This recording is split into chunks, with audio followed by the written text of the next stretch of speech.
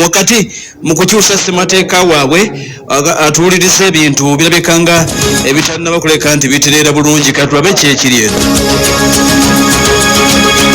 Njagala okubategeeza nti wabaddewo meeting eyatuuziddwa ssentebe w'akakiiko ak'ebyokulonda omulamuzi Simon Byabakama era nga byagenze okuggwanga abakulembeze mu kibiina ekya National Unity Platform bwe batyo tebagenze maaso n'okuleka nti bakkaanya obaoli awo ne bannaabwe abaagenda maaso n'okuba nti bateekayoko okujulira ku ssemateeka w'ekibiina kino omujja eyagenda maaso n'okuba nti ayisibwa gye buvuddeko era ne bamusindika munda atuuliza mu kakiiko ak'ebyokulonda bamugazeeti ng'enti kakati ssemateeka omujja nye kutegeeza nti meeting eno eyabaddewo byagenze okuggwanga oluvannyuma lw'essaawa eziwera nga Kalumanywera yalabwako wakati mu meeting nga buli omu awuza kino nga buli omu awuza kiri era nga byagenze okuggwanga Justice Simon Byabakama n'ategeeza nga bwe yabadde tasobola kgenda maaso na kukkiriza amendment C oba enkyukakyuka ezaakolebwa mu ssemateeka afuga ekibiina kya National Unity Platform oluvannyuma okukitegeera nti bano bennyini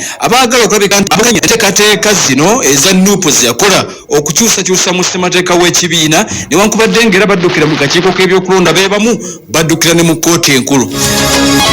Oluvannyuma lw'okulemererwa okukkaanya omulamuzi Simon Byabakama bw'atyo yategeeza n'agamba nti tewali kibagenda kukola okuggyako okulabika nti balinda ekigenda okuva mu kkooti. Sekuritale General Basabandisi ow'ekibiina ekya National Unity Platform gwe bayita David Lewis Lubongoya bw'atyo yakiikiridde ekibiina kino era nga yavuddeyo nga si mumativu n'engeri ensonga bwe zigenze maaso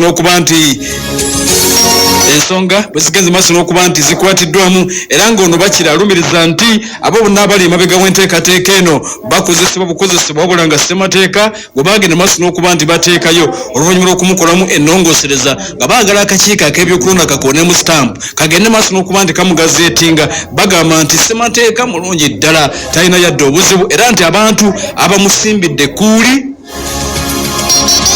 balina gwe bakolera kati atuwuliriza mu bufunze otegedde nti ebya NUP ne ssemateeka tebinnaggwa akakiiko ak'ebyokulonda ne gye buli eno kakyagaanye okukkiriza ssemateeka ono lw'ensonga waliwo abaasimba ekkuuli mu mateeka waliwo abaasimba ekkuuli ne bagamba nti nedda.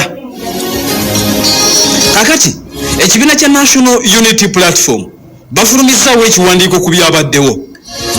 Sekuritale General ne tiimu ey'amateeka mu kibiina kya National Unity Platform bagambye nti ebigenda maaso baseless complaint baziyise baseless complaint abagenda maaso n'okuba nti beemulugunya naye nga tebalina yadde we basinziira. Mu January abantu basatu okuli gwe bayita Ekalet Safi ne Wilbert baddukira atuliza mu kakiiko k'ebyokulonda ne mu kkooti nga babulookinga EC akakiiko ak'ebyokulonda kagaleme oba tekageza ne kagazeetinga ssemateeka wa NUP omupya nti alimu ebirumira baali basatu. Kati okusinziira ku NUP ebituli byesooka okkuba mu nsonga eno era bo balumiriza nti bano balina gwe bakolera.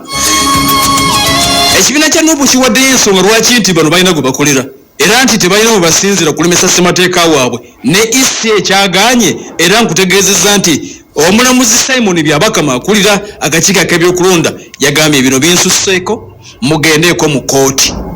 NUP egamba bweti ekibiina kya NUP kigamba nti abawakanya ssemateeka waabwe fayiro ewakanya baagiteekayo mu January omwaka guno nga gutandika. Kati beebuuza lwaki akakiiko k'ebyokulonda kaabategeeza nga 26 Apuli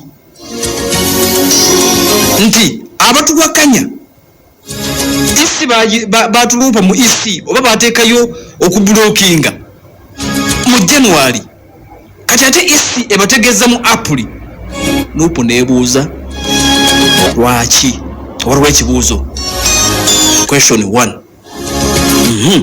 Ne beeyongerayo ab'ekibiina kya NUP ne bagamba nti abantu abasatu ababavunaana bonna tebamanyiddwa mu kibiina kyabwe kubanga beeyita bammemba ba pate eya NUP abasatu bagamba nti bano mu kibiina tebabamanyi.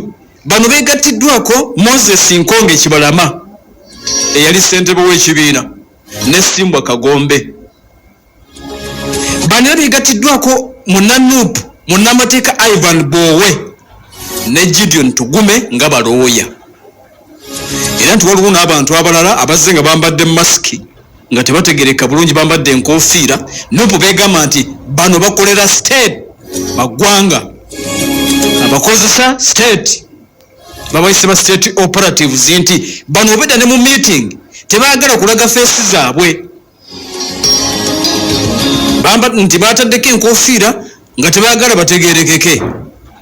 NUP nga bwegenda maaso n'okuba nti etegeeza. Ekibiina kya NUP nekitegeeza nti bano abasatu abateekayo okomplaininga okusooka babulookinge ssemateeka w'ekibiina gwe baakolamu ennongoosereza nti ba masqueraders era ba stranger nga si bammemba b'ekibiina ekya National Unity Platform okusinziira ku bo. NUP neegamba nti amannya g'abano tegalina wonna we galabikira mu registers zaabwe ze balina kasookedde nga bafuna ekibiina kino mu mwaka gwa 2020. Kyokka ne bagamba nti ne bwe otunudde mu register enkadde ekibiina kino nga tebannaba kukigula oba kukyeddiza era tebaliimu. Abasatu benkubuulidde okuli Ekaleti Safi ne Wilbert, NUP egamba tebaliimu.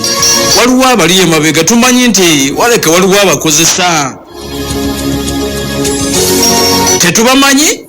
tetumanyi ani abakozesa abatusimbidde kuuli. Era bagamba nti ebyaddala poliisi yandibadde bano ekwata bakwate. Poliisi